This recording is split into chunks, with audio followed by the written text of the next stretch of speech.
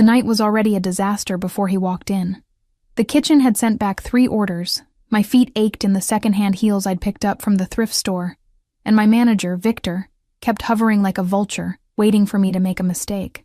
10 hours into my double shift at Natasha's, an upscale Russian restaurant in Brooklyn that catered to people with more money than I'd seen in a lifetime.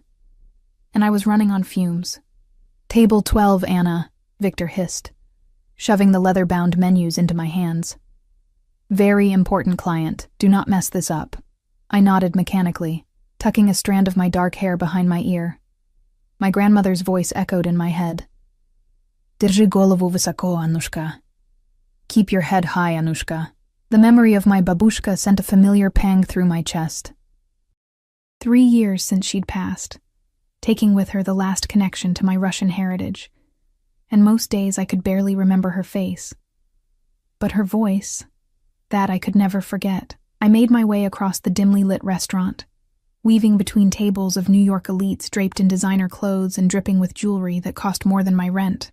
The air was thick with the scent of rich food, expensive cologne, and wealth, a combination that always made me feel like an imposter in my stiff white shirt and black skirt. And then I saw him. He sat with his back to the wall, facing the entrance, a position that offered a clear view of everyone who entered and exited. Even seated, I could tell he was tall, broad-shouldered beneath an impeccably tailored dark suit that probably cost more than my yearly salary. His face was all sharp angles, high cheekbones, straight nose, a jawline that could cut glass, framed by closely cropped dark hair with the faintest touches of silver at the temples. But it was his eyes that made my stomach clench. Cold, calculating, the color of steel, taking in everything while revealing nothing. He wasn't alone. 2 men flanked him like sentinels, their bulky frames failing to conceal the obvious bulges of concealed weapons beneath their jackets. A 3rd man stood near the entrance, his gaze constantly sweeping the room, hand never far from his inside pocket. I'd worked at Natasha's long enough to recognize his type. We served plenty of wealthy businessmen, but the ones with security details and eyes that never stopped scanning the room weren't just businessmen. They were something else entirely. Drawing a deep breath, I approached the table. "Good evening, gentlemen. Welcome to Natasha's.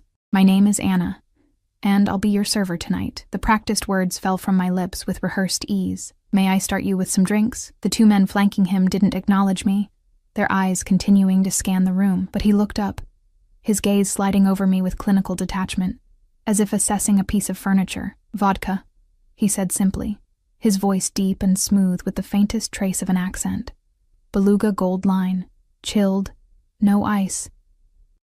I nodded, turning my attention to the others, but he cut me off with a flick of his hand. "Just for me. They don't drink on duty." "Of course, sir. I'll be right back with—" "And bring some zakuski," he added, not bothering to look at the menu. "Whatever is freshest." I nodded again, turning to leave when his voice stopped me, this time in Russian. "И поторопись, девочка. Я не привык ждать." And hurry up, little girl. I'm not used to waiting. The dismissive tone, more than the words themselves, made something flare inside me. Exhaustion, frustration from the long shift, the lingering grief of my grandmother's death. Whatever it was, it momentarily overrode my survival instincts. «Конечно, господин. Терпение. Добродетель даже для людей в вашем положении», I replied in flawless Russian. "Of course, sir. Patience is a virtue even for people in your position." The effect was instantaneous. His hand, which had been carelessly adjusting his cufflink, froze mid-motion. The temperature in the room seemed to drop 10 degrees as those steel-gray eyes snapped to mine, all pretense of disinterest vanishing. What I'd said wasn't remarkable. A simple, if slightly impertinent response. But something in my words had triggered a reaction so visceral that even his guards tensed, hands moving subtly toward their concealed weapons. "What did you say?" he asked, his voice dangerously quiet, still in Russian. I swallowed, suddenly aware that I'd made a terrible mistake. "Я извиняюсь, Esli. I apologize if—" "Your name," he cut me off, switching to English. "Your full name." "Anna," I said, my voice barely above a whisper. "Anna Petrova." Something flickered across his face. Recognition? Shock? I couldn't tell. Whatever it was vanished as quickly as it had appeared, replaced by a mask of cool composure. Anna Petrova, he repeated, each syllable deliberate, as if testing the weight of my name on his tongue. Bring the vodka. Then we'll talk. It wasn't a request. It was a command. I nodded and fled to the bar, my hands trembling as I placed the order. What had I done? What about my simple Russian phrase had caused such a reaction? You look like you've seen a ghost, remarked Mikhail, the bartender, as he poured the expensive vodka with practiced precision. What's wrong? The man at table 12, I whispered. Do you know who he is? Mikhail's eyes darted toward the table, and his face paled. That's Maxim Volkov. What did you do, Anna? The name meant nothing to me, but Mikhail's reaction told me everything I needed to know. I spoke Russian to him. He said something rude, and I responded. I didn't think. You spoke Russian to Volkov? Mikhail hissed, nearly dropping the bottle. Are you insane? That man owns half of Brighton Beach. The other half is too afraid to admit he owns them too. My stomach turned to ice. A mafia boss. I'd talked back to a mafia boss. Here. Mikhail pushed the vodka toward me, along with a small plate of pickled herring and black bread. Don't make him wait longer. And Anna, whatever you do, don't mention where you learned Russian. I frowned. Why would that matter? Mikhail just shook his head. Trust me. It matters. With shaking hands, I carried the tray back to the table. Volkov's eyes never left me as I approached, tracking my movements with the focus of a predator.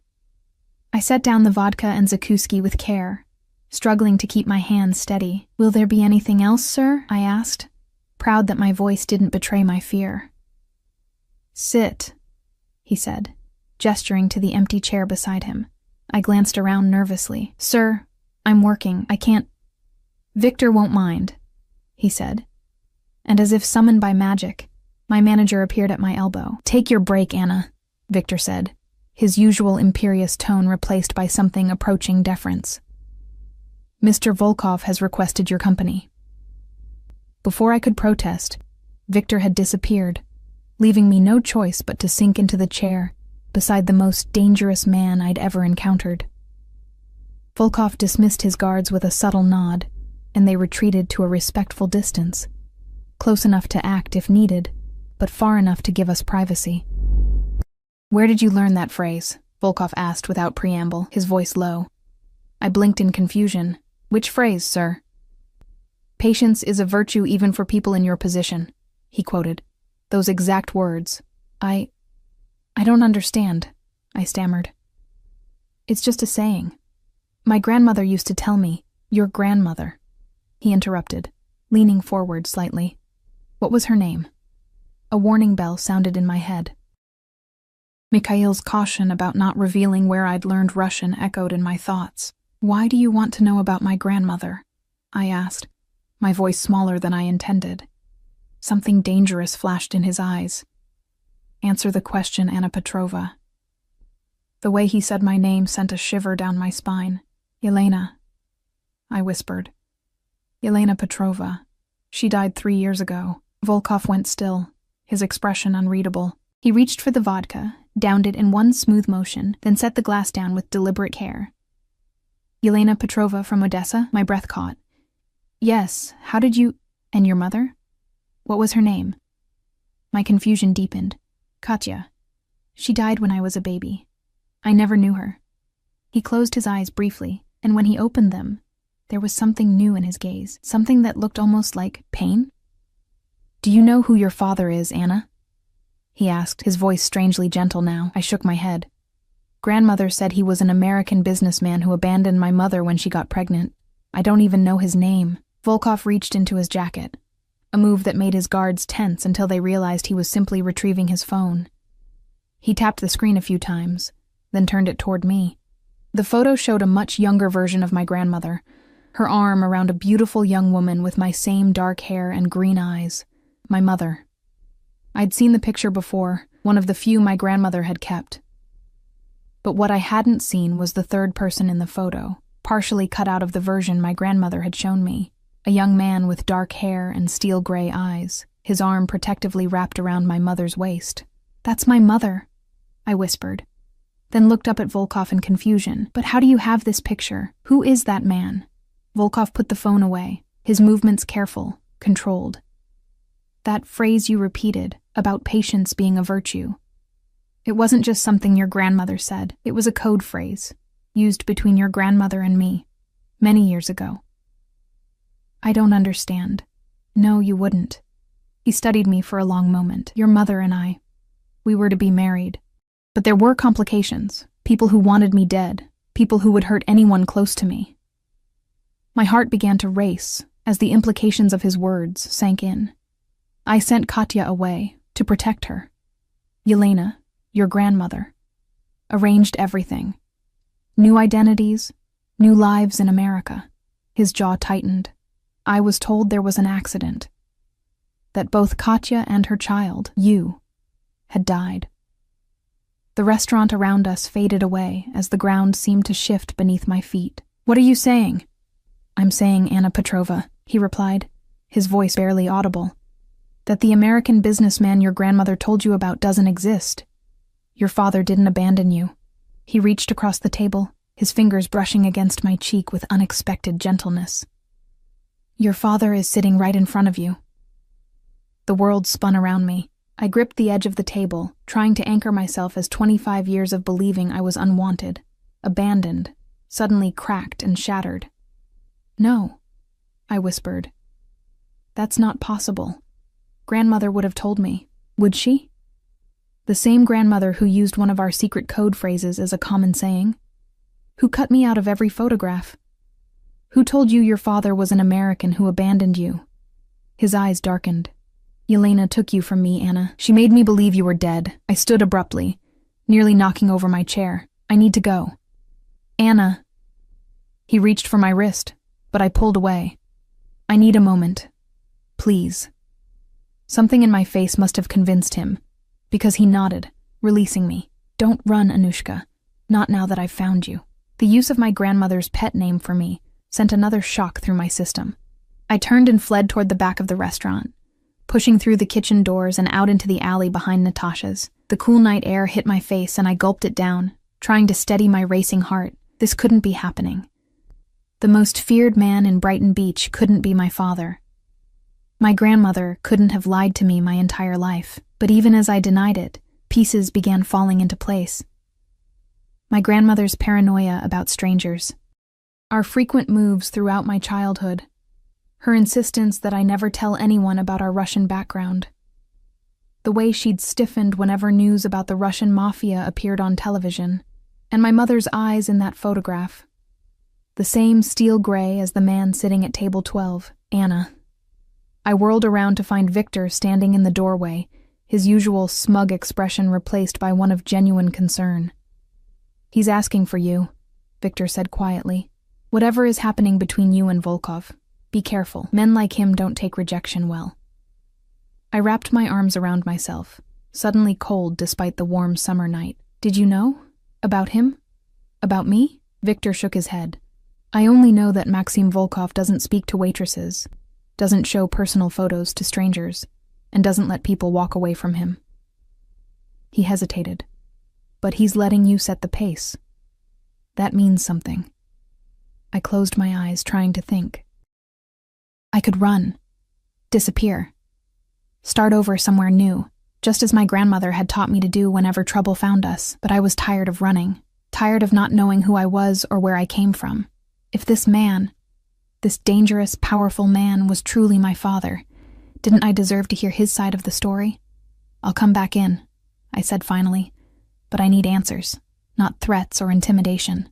Victor nodded, looking relieved. "I'll tell him." As Victor disappeared back into the restaurant, I took one final deep breath of night air. My life had been upended in the space of a single conversation, all because I'd responded to a rude comment in Russian. Whatever happened next, there would be no going back to the life I'd known this morning. I squared my shoulders and walked back inside, toward the man who claimed to be my father, toward answers I wasn't sure I was ready to hear. toward a future suddenly as uncertain as my past had become. The walk back to Volkov's table felt like crossing a minefield. Every eye in the restaurant seemed fixed on me, though I knew it was just my imagination. To them, I was still just a waitress, invisible unless they needed something. They couldn't see how my world had just imploded. Volkov stood as I approached, a gentleman's gesture that seemed incongruous with what I knew about him. He dismissed his guards with a subtle flick of his fingers, and they retreated further, giving us privacy while maintaining their watchful presence. "Shall we go somewhere more private?" he asked, his voice carefully neutral. I shook my head.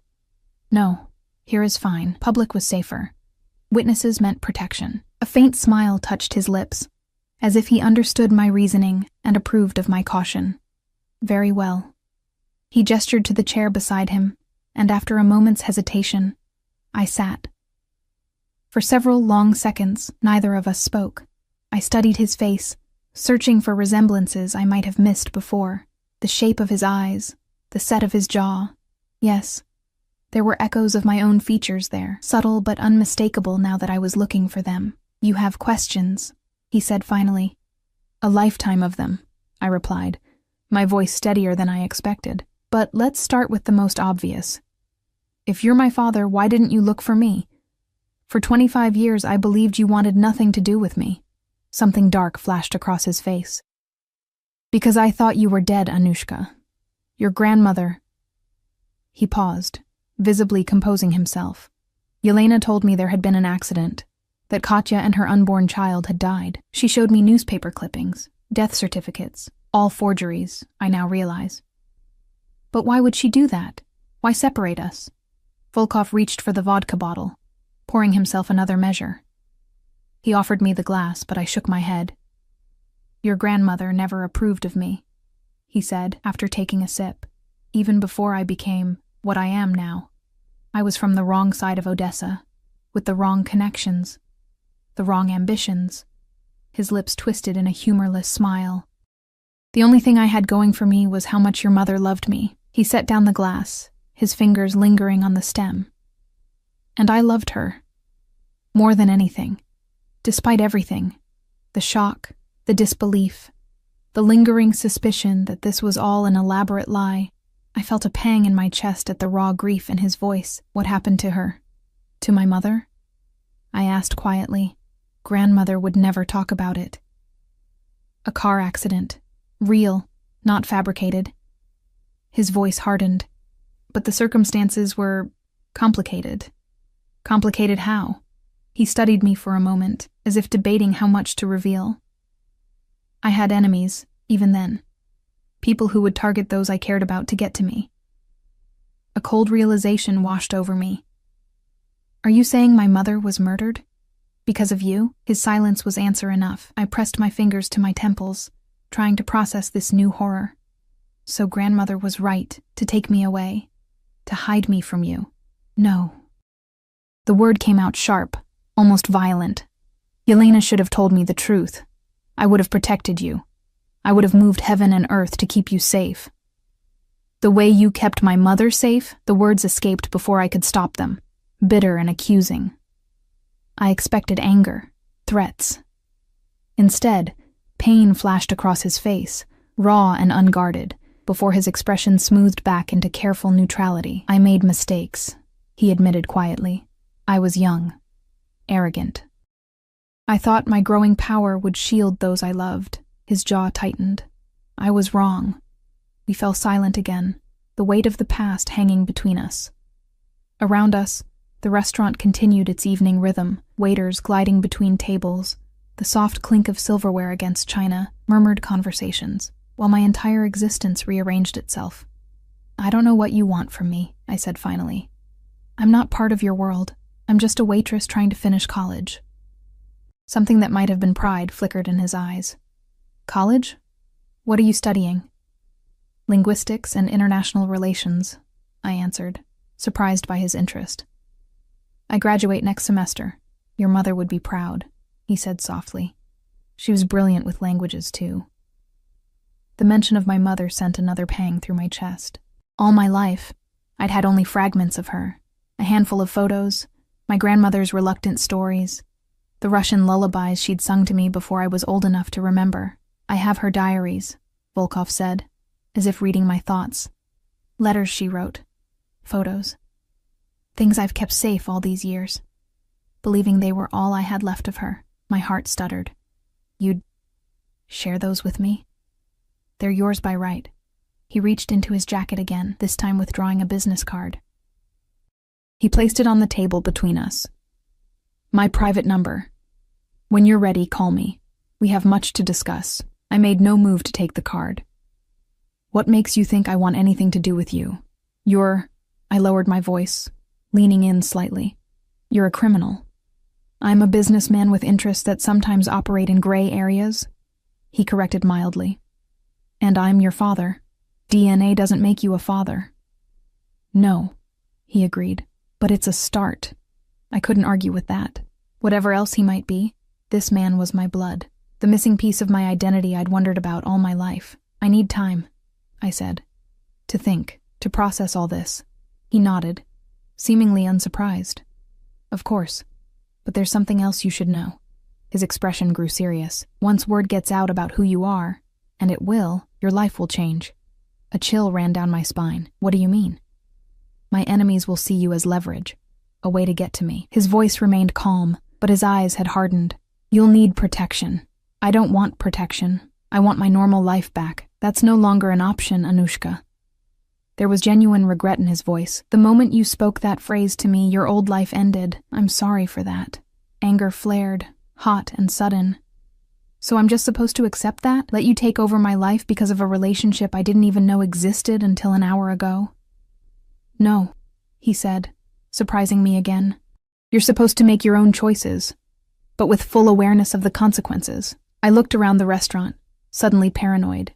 Were there people watching us even now? Would I walk home tonight and find myself followed, kidnapped, used as a pawn in some underworld power game? Stop, Volkov said, his voice gentler than I'd heard it yet. You're safe for now. No one else knows who you are to me. But they will. Eventually, he conceded. Which is why we need to prepare. We don't need to do anything, I said, rising from my chair. I need to finish my shift and go home. I need to think. He made no move to stop me, but his voice followed as I turned to leave. The card, Anna. Reluctantly, I took it, slipping it into my pocket. And Anna, he added, his tone making me pause. Don't go to your apartment tonight. I turned back, alarm rising. Why not?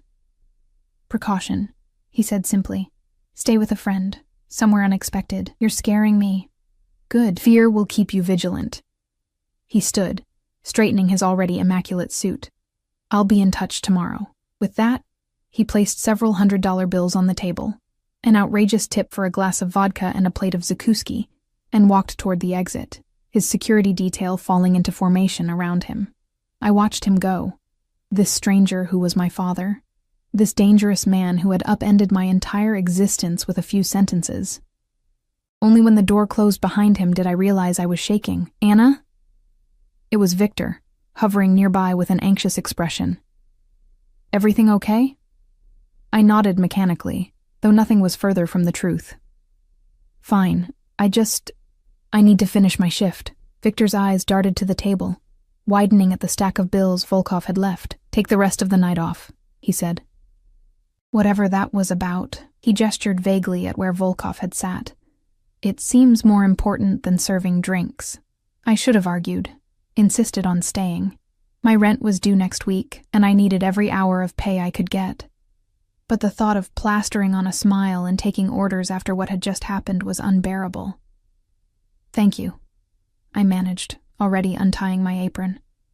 I'll make up the hours tomorrow. Victor nodded, though we both knew tomorrow might bring changes neither of us could imagine. I changed quickly in the staff room, trading my waitress uniform for jeans and a worn NYU sweatshirt.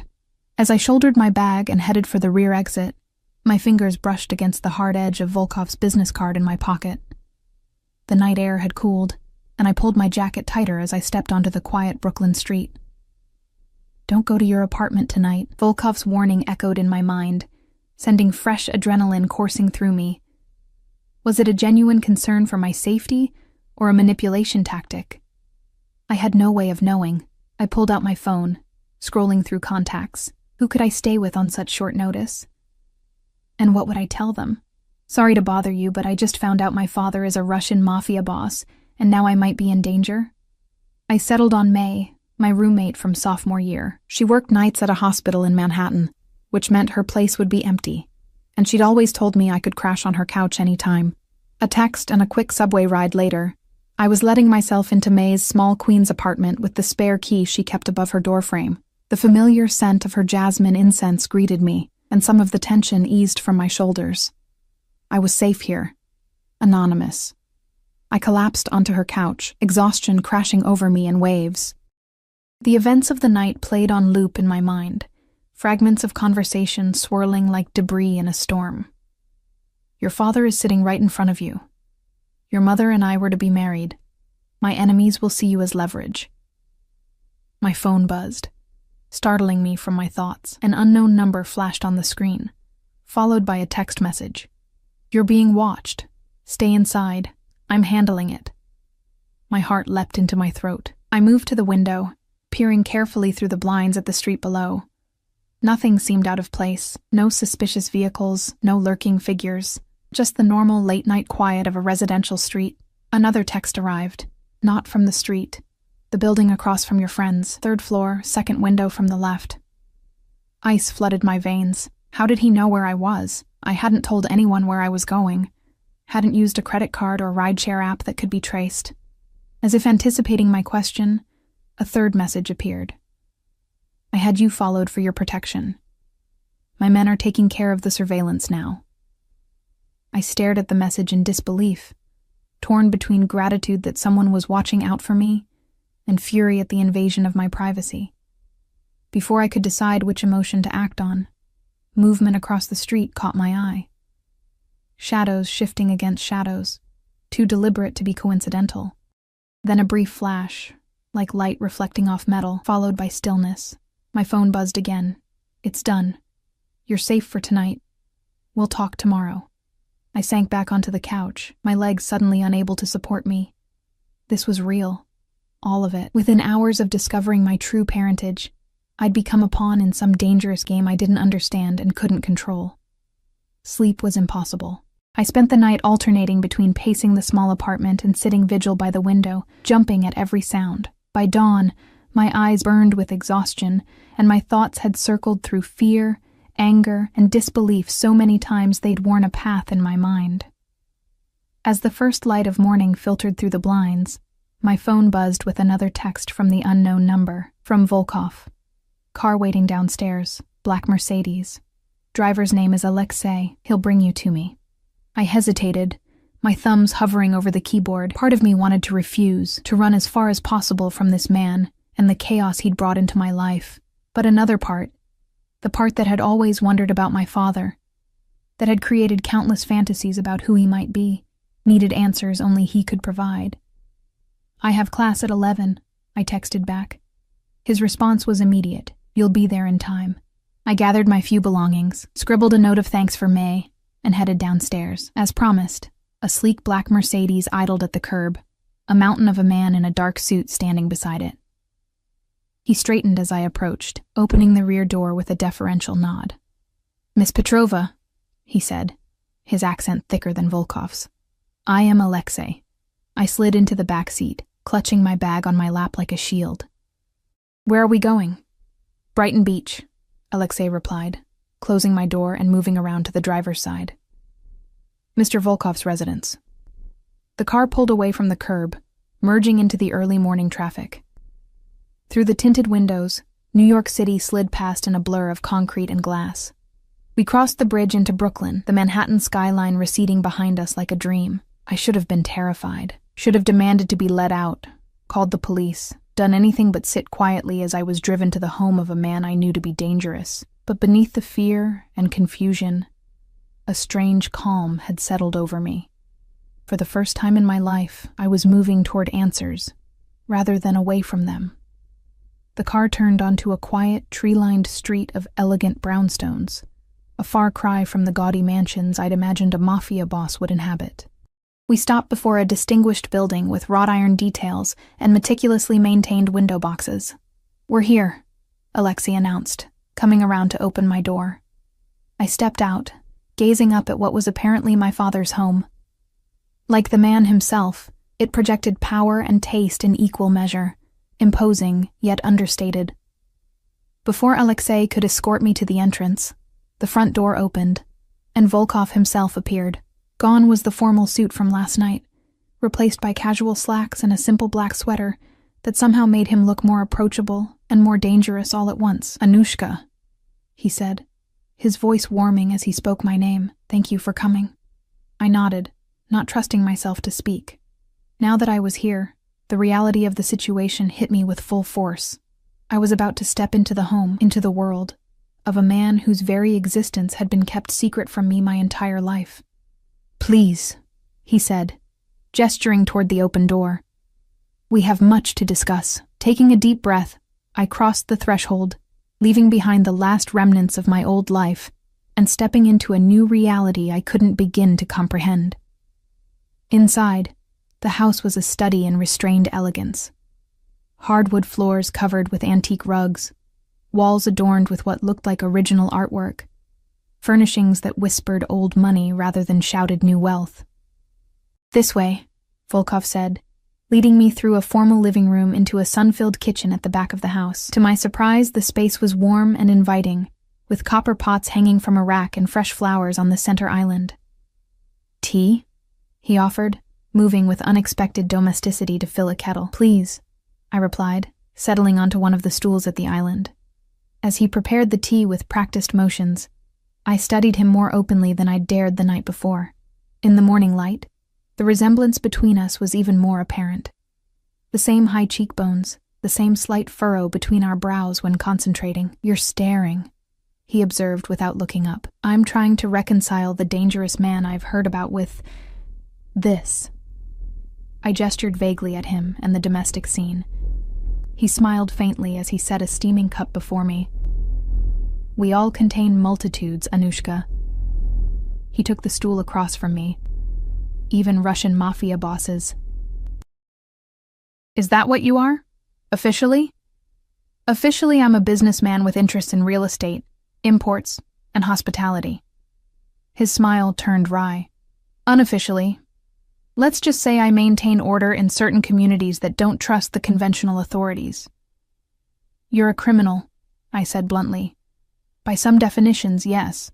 He sipped his tea, unruffled by my accusation. "By others, I'm a necessary alternative to a system that has never served our people well." I wanted to argue, to reject his self-justification, but I wasn't here to debate the morality of organized crime. I was here for answers. "You said my mother died in a car accident," I began. "What really happened?" Volkov set down his cup, his expression grave. "Are you sure you want to know this now? I've spent 25 years not knowing. I'm done with secrets." He nodded slowly. "Very well. But remember, you asked."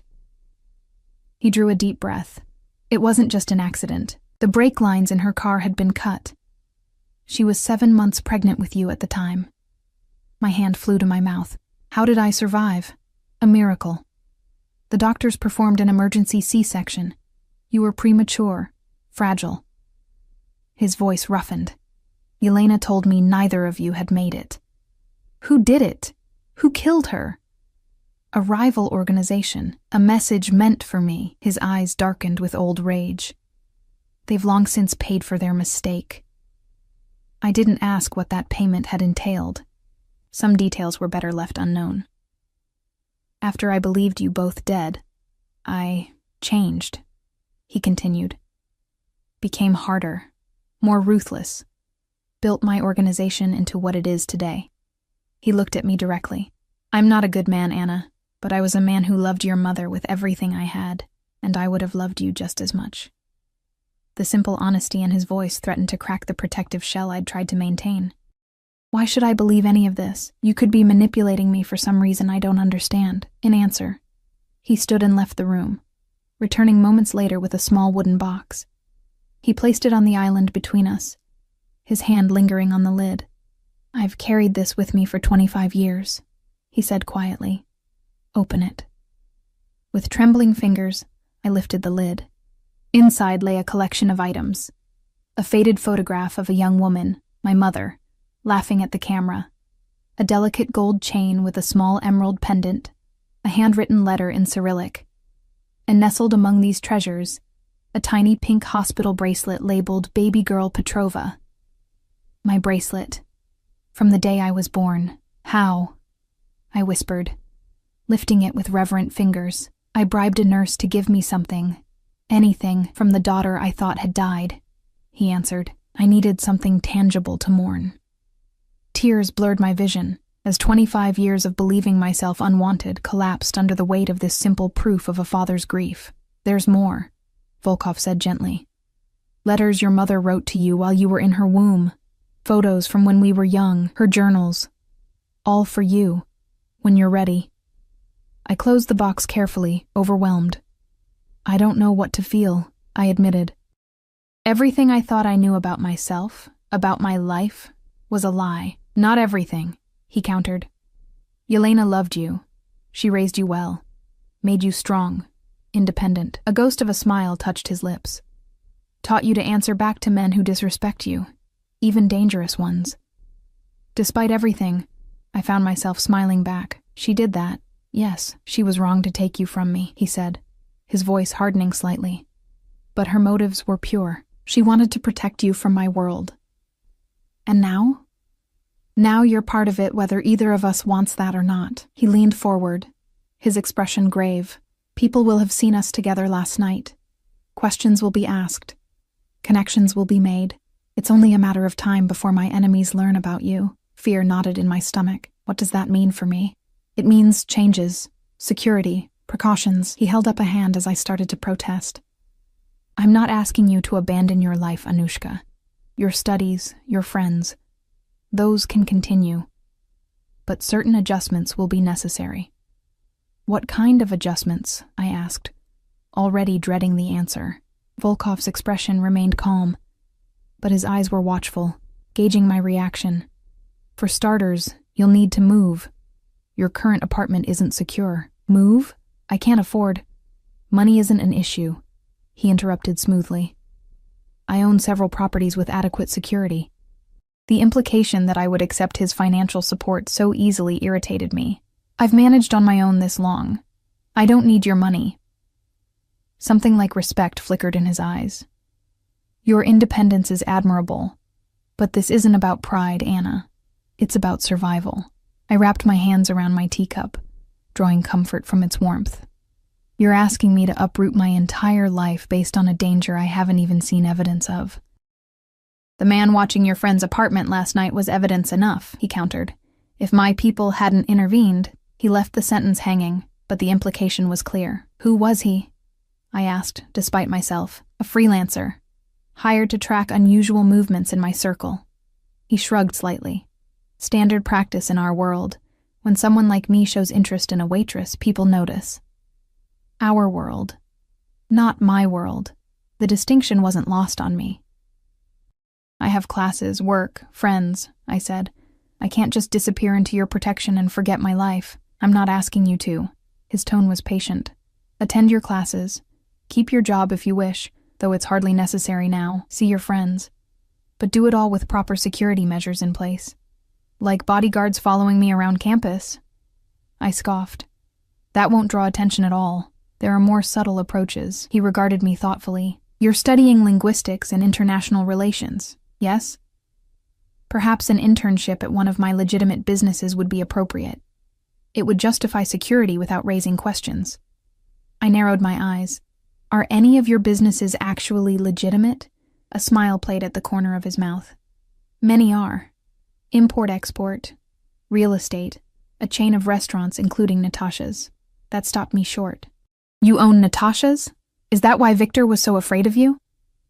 Victor has reason to be cautious around me, yes.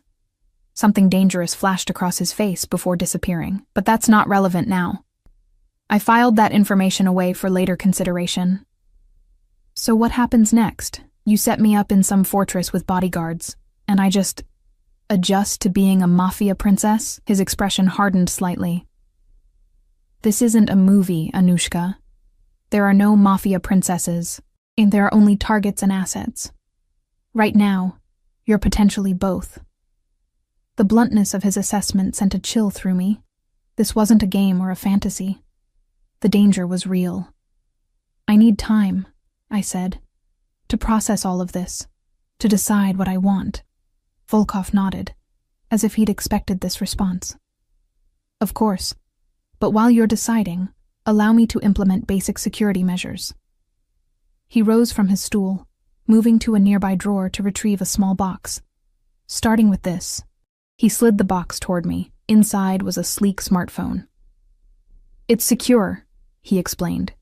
Encrypted, untraceable. My number and Alexei's are programmed in. If you need anything at all, call. I hesitated before taking it. Accepting the phone felt like the first step on a path I wasn't sure I wanted to follow. What about my current phone? Keep it for appearances, but understand it can be monitored, tracked. His eyes met mine, serious. No sensitive conversations. No references to me or your connection to me. I slipped the new phone into my pocket, feeling the weight of it like an anchor to this new reality. I'll have Alexei drive you to your class, Volkov said, glancing at his watch. We'll talk more later, when you've had time to think. As if summoned by his name, Alexei appeared in the doorway, car keys in hand. Thank you for the tea, I said formally, rising from my stool. It seemed an inadequate response to everything that had transpired. But I didn't know what else to say. Volkov walked me to the door, maintaining a careful distance as if sensing my need for space. At the threshold, he paused. Anushka, he said, his voice softer than I'd heard it yet. I've missed 25 years of your life. I don't expect to make up for that overnight. But I hope, with time, you might allow me to know you. The simple sincerity in his voice threatened to crack my emotional defenses. I nodded, not trusting myself to speak, and hurried to the waiting car. As Alexei drove me toward campus, I stared out at the passing city streets, trying to reconcile the life I'd had yesterday with the one stretching before me now. The secure phone in my pocket felt like a tether to a world I hadn't asked to enter, but couldn't entirely reject. After all, wasn't this what I'd always wanted? To know where I came from? Who I was? But the reality was more complicated than any childhood fantasy. My father wasn't just any man. He was Maxim Volkov, a name that apparently inspired fear throughout Brighton Beach and beyond. A man who spoke of enemies and security measures with calm certainty. A man who'd admitted to changing, becoming harder and more ruthless after losing my mother and believing he'd lost me. What did that mean exactly? What had he done in those 25 years? What blood was on his hands? Did I even want to know? The car stopped in front of my campus building, jarring me from my thoughts. I'll wait here, Alexei said, his first words since leaving Brighton Beach. To drive you home after class. That's not necessary, I started to argue, but his impassive expression made it clear this wasn't a point he'd concede. Mr. Volkov's instructions, he said simply. I sighed, shouldering my bag. Fine, I'll be 2 hours. Alexei nodded, settling back in his seat to wait. My advanced Russian literature class had never felt so mundane. As Professor Baranova discussed the symbolism in Dostoevsky's Crime and Punishment, I found it increasingly difficult to focus. The irony wasn't lost on me, studying Russian literature while my own Russian drama unfolded in real time. Ms. Petrova, Professor Baranova's voice cut through my distraction. Your thoughts on Raskolnikov's moral justification? I straightened in my seat, scrambling to formulate an answer. He believed extraordinary men were above conventional morality. I managed, that they could transgress moral boundaries for a greater purpose. The professor nodded, satisfied, and moved on to another student, but her question lingered in my mind.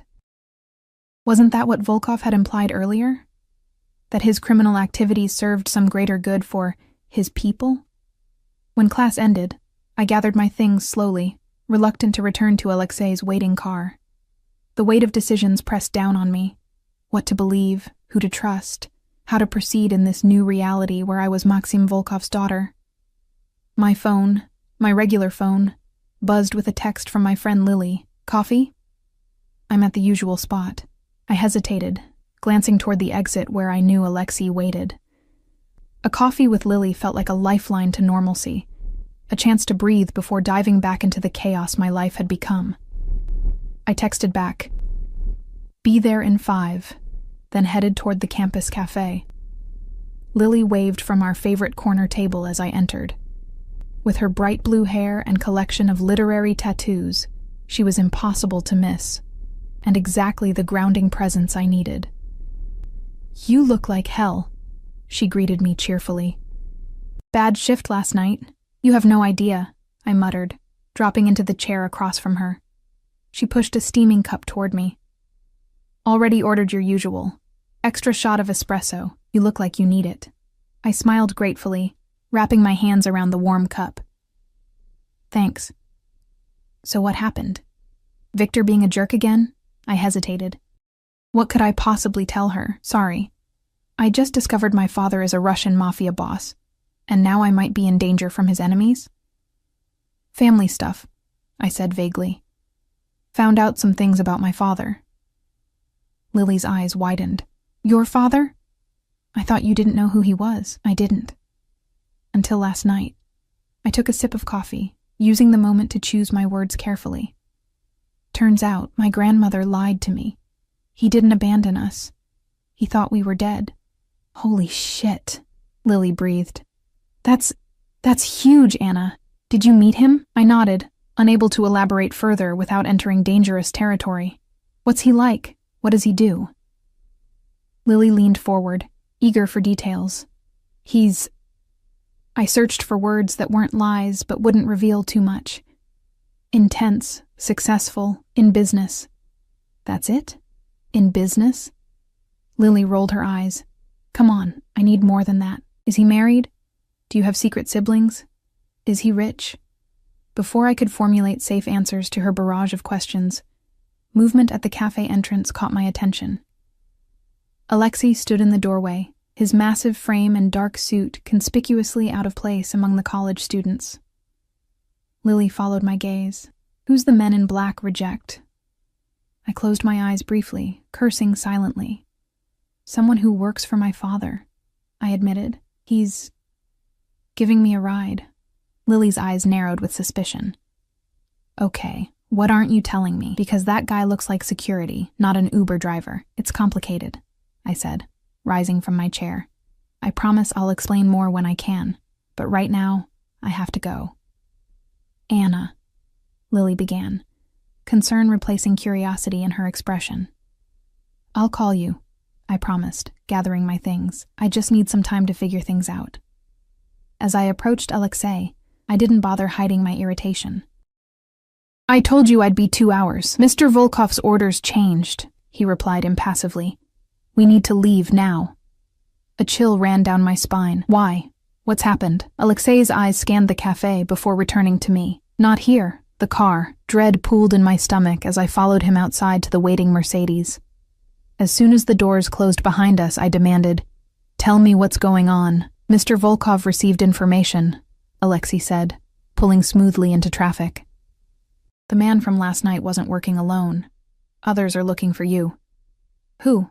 Why?" "The Bratva faction from Queens.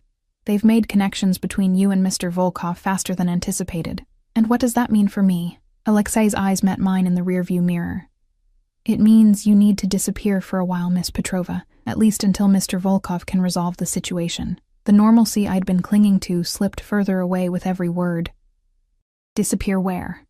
"Somewhere safe," was all he said as the car accelerated toward an uncertain future. "I'm not going anywhere until I speak with him directly," I said, crossing my arms.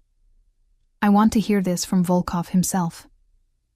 Alexei's expression remained impassive, but he reached into his jacket and retrieved a phone, identical to the one Volkov had given me. "Call him." I pulled out my new secure phone and dialed the only number programmed into it besides Alexei's. Volkov answered on the first ring. "Anushka," he said, his voice tense. "You're with Alexei?" "Yes. He says I need to disappear. What's going on?" A beat of silence. "The situation has escalated. I've received credible information that Yuri Sokolov has connected you to me." And who is Yuri Sokolov, the head of the Queen's Bratva? Volkov explained, his tone grim. A particularly ambitious man who would consider you a valuable acquisition. The casual way he referenced my potential abduction sent a chill through me. I have finals in 3 weeks. I can't just vanish because some gangster might be interested in me. Your education is important, Volkov agreed, surprising me. But your safety is paramount. I have a property upstate, isolated, secure. You can continue your studies remotely while I resolve this situation. And how long will that take? A few weeks, perhaps a month. A month? I exclaimed. That's non-negotiable. Volkov cut in, his voice hardening. Sokolov is not someone to underestimate. His men have already been to your apartment. That stopped my protest cold. My apartment? When? An hour ago. They were thorough in their search. My stomach dropped as I imagined strangers pawing through my belongings, violating the small sanctuary I'd created for myself. Did they... I swallowed hard. Was anything destroyed? The damage is being repaired, Volkov said, which wasn't exactly an answer. I've sent people to retrieve your essential items. Clothes, books, your laptop. Anything else you need can be purchased. The efficiency with which he'd taken over my life both frightened and infuriated me. You had no right. I had every right, he interrupted. As your father and as someone who understands the danger you're in, the word father hit like a physical blow. 24 hours ago, I would have given anything to hear a man claim me as his daughter with such conviction. Now, the reality was far more complicated than the fantasy had ever been. I need to let people know, I said, thinking of Lily, my professors, my boss at Natasha's. I can't just disappear without a word. Alexei has a cover story prepared. A family emergency requiring your immediate return to Russia for a few weeks. It's believable and requires no detailed explanations. The thoroughness of his planning was unnerving. How long had he been preparing for this possibility? Since the moment he recognized me last night? This is happening too fast, I said, my voice smaller than I intended. Volkov's tone softened slightly. I know, Anushka, and I'm sorry for that, but sometimes fast is what keeps you alive. Those words hung between us, stark and unarguable. Fine, I conceded. But I want your promise this is temporary. That I'll be able to return to my life when it's safe. You have it, he said without hesitation. This is about protecting you, not controlling you. Never doubt that. I wanted to believe him, despite everything. The shock, the fear, the lingering suspicion that I was being manipulated. I wanted to trust that this man who shared my blood had my best interests at heart. I'll see you at the property tonight, Volkov continued. There are matters I need to attend to first. Matters I probably didn't want to know the details of. All right. Anushka, he added, his voice lowering, trust Alexei. He would give his life for you without hesitation, simply because you're my daughter. The call ended, leaving me with that unsettling thought as the car continued its journey out of the city.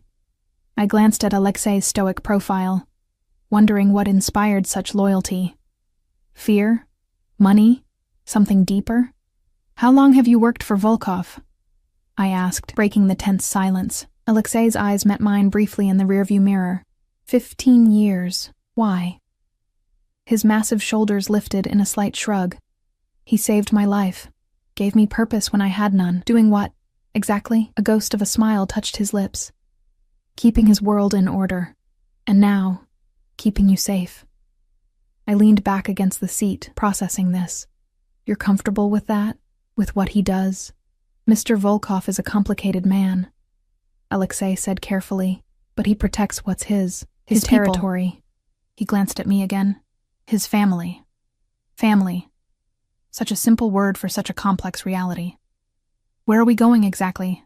I asked, watching as the urban landscape gradually gave way to suburbs, then to more sparsely populated areas. Westchester County, Alexei replied. Mr. Volkov's estate is near the reservoir, very private, very secure. The car fell silent again as I watched New York City, the only home I'd ever known, recede in the distance. My mind raced with questions, fears, and the growing, uncomfortable awareness that my life had been irrevocably altered.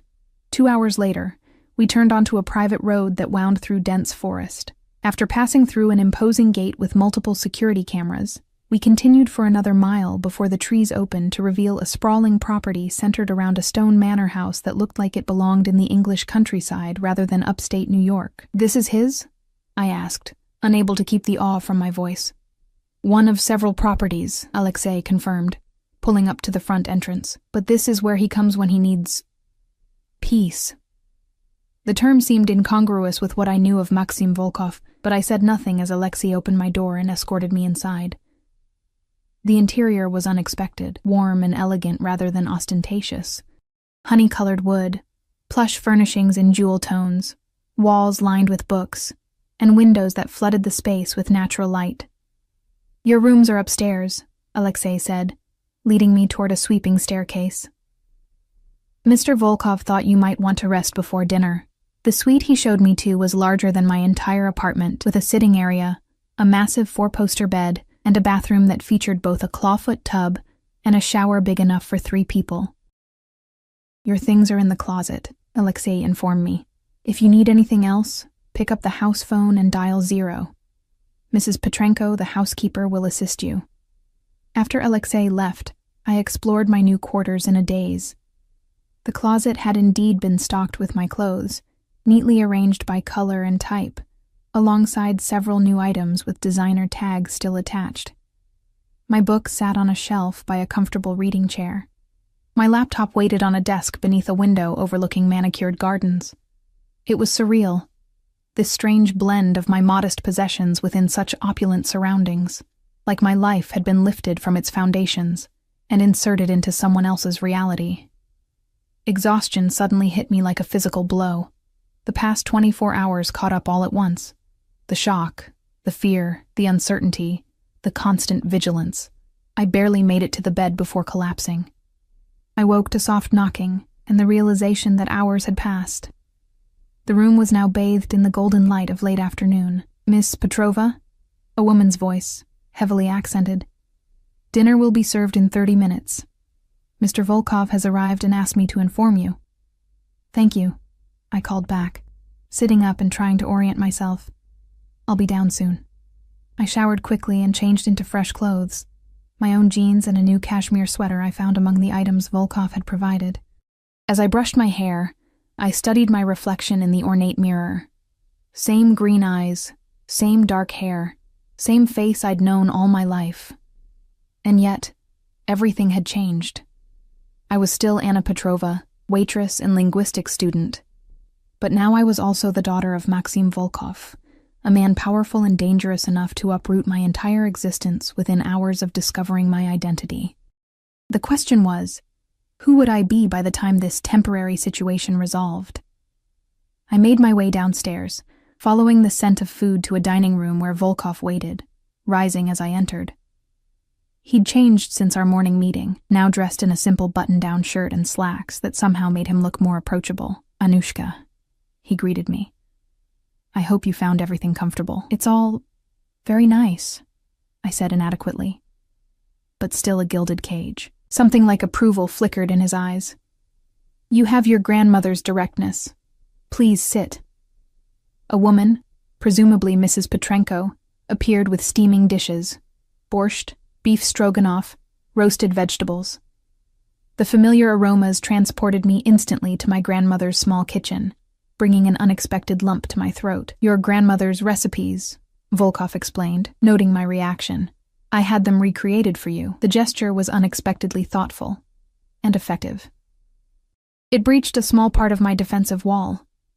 "Thank you," I said softly. We ate in silence for a few moments before I gathered the courage to ask the question that had been plaguing me since our phone call. "What happens now? With Sokolov and everything?" Volkov set down his fork, his expression turning serious.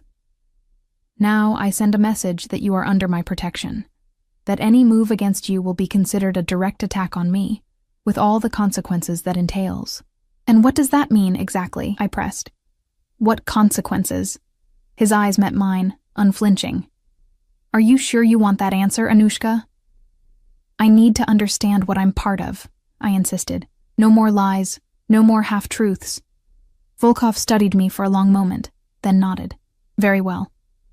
In our world, threats must be backed by action. Sokolov needs to understand that pursuing you would cost more than he's willing to pay.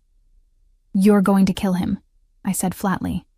Not if a less permanent solution presents itself, he replied, his tone almost casual. But I will do whatever is necessary to ensure your safety. The matter-of-fact way he discussed potential murder sent a chill through me.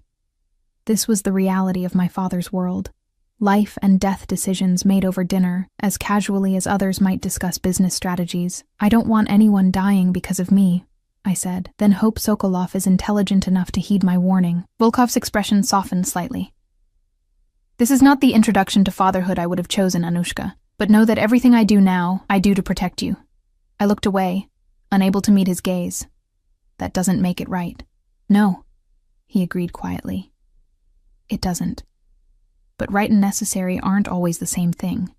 The days at Volkov's estate blended together in a strange rhythm of luxury and confinement. I attended my classes remotely, my professors accommodating what they believed was a family emergency in Russia. I studied in the vast library, walked the grounds under the watchful eyes of security personnel, and slowly acclimated to a life that felt both alien and oddly familiar.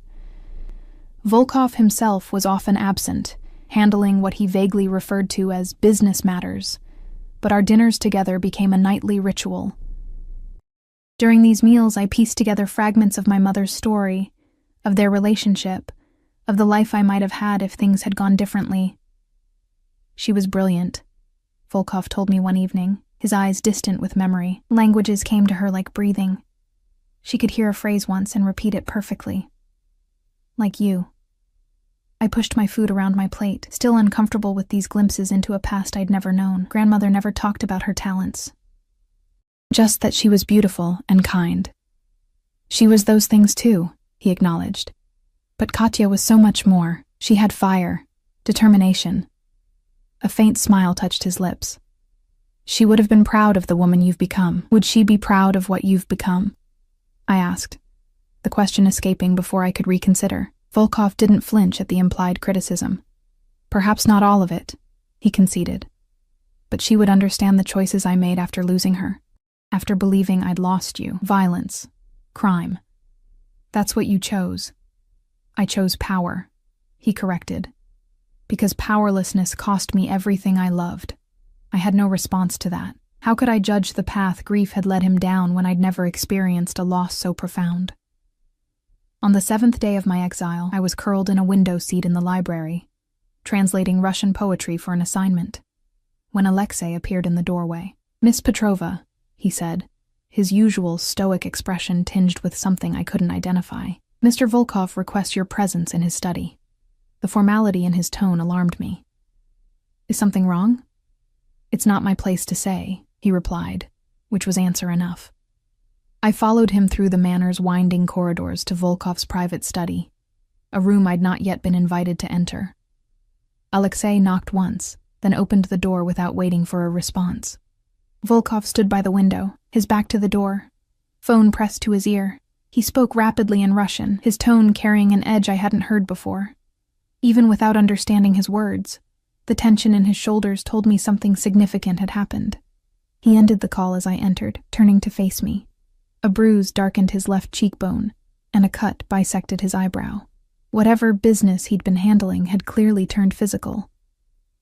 You're hurt, I said, surprising myself with how much the sight disturbed me. It's nothing, he dismissed, gesturing to a chair across from his desk. Please, sit. I did as he asked, noting the subtle wince as he lowered himself into his own chair. What happened? Is it Sokolov?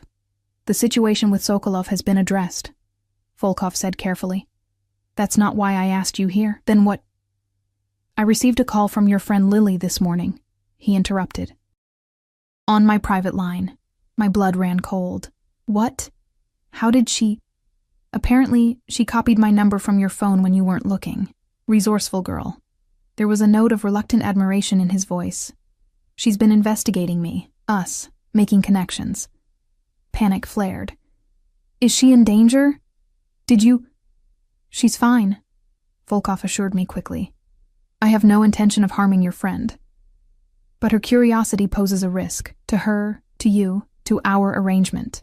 I slumped in relief, then tensed again as his words sank in. What did she say? She demanded to know what I'd done with you. Threatened to go to the police if I didn't produce you within 24 hours. His lips quirked in what might have been amusement. She's loyal. I respect that. Lily's just worried about me, I said defensively. I disappeared without much explanation. Which is why you need to speak with her, Volkov said. Reassure her. In person. I straightened, surprised by this unexpected concession. You're letting me go back to the city? Briefly, under controlled conditions. He leaned forward, wincing again. The situation with Sokolov has been contained, but not eliminated. Caution is still warranted. I wanted to press for details on what contained meant, but the prospect of returning to some semblance of normalcy, even temporarily, took precedence. When can I go? Tomorrow. Alexei will drive you. Volkov's expression turned serious. But Anna, this is not a return to your old life, not yet. You'll meet your friend, assure her of your well-being, and return here. Is that clear? I bristled at the command but nodded. And my classes? My apartment? We'll discuss more permanent arrangements after assessing the security situation, he said, which wasn't really an answer, one step at a time. I rose to leave, then hesitated, looking back at his injured face. What really happened with Sokolov? Volkov met my gaze steadily. Are you certain you want to know? I considered the question carefully. Did I want the truth, with all its likely violence and moral ambiguity? Or was ignorance preferable? Yes, I decided, no more secrets. He gestured for me to sit again. Very well. Sokolov refused to acknowledge my request for restraint regarding you. He saw you as leverage against me. His jaw tightened. A mistake he won't repeat. Did you kill him? I asked bluntly. No, Volkov replied.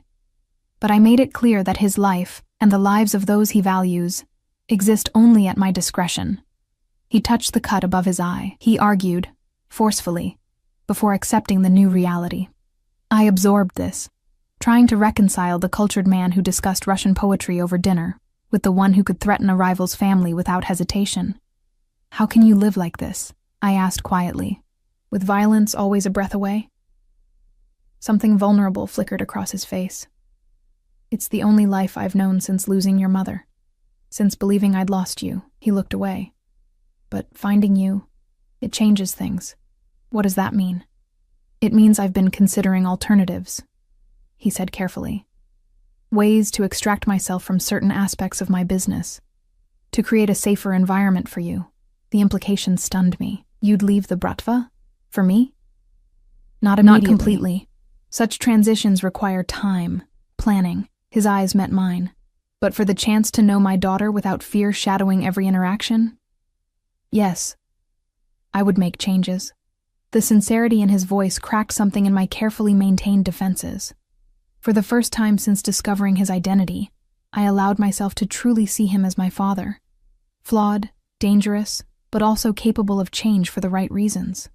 I don't expect you to become someone else overnight, I said slowly. But I can't be part of that world, not ever. I'm not asking you to be, he assured me. I only ask for the chance to be in your life, on whatever terms you set. The enormity of the moment wasn't lost on me. This powerful, feared man was essentially placing himself at my mercy, allowing me to dictate the terms of our relationship. I need time, I said, to figure out what that means, what I want. Take all the time you need, he replied. I've waited 25 years to find you. I can be patient now. The next morning, Alexei drove me back to the city. The trip felt like emerging from a dream. The familiar skyline materializing through the car windows brought both relief and disorientation. We met Lily at a quiet cafe in the West Village, neutral territory that Volkov's security team had swept in advance. Her eyes widened at the sight of Alexei escorting me in, then narrowed in suspicion. I knew something was weird, she said, as I slid into the seat across from her. Are you okay? Are you being held against your will? Blink twice if... I'm fine, Lily, I interrupted, smiling despite myself. It's complicated, but I'm safe. Complicated? She repeated incredulously. Anna, you disappear for a week.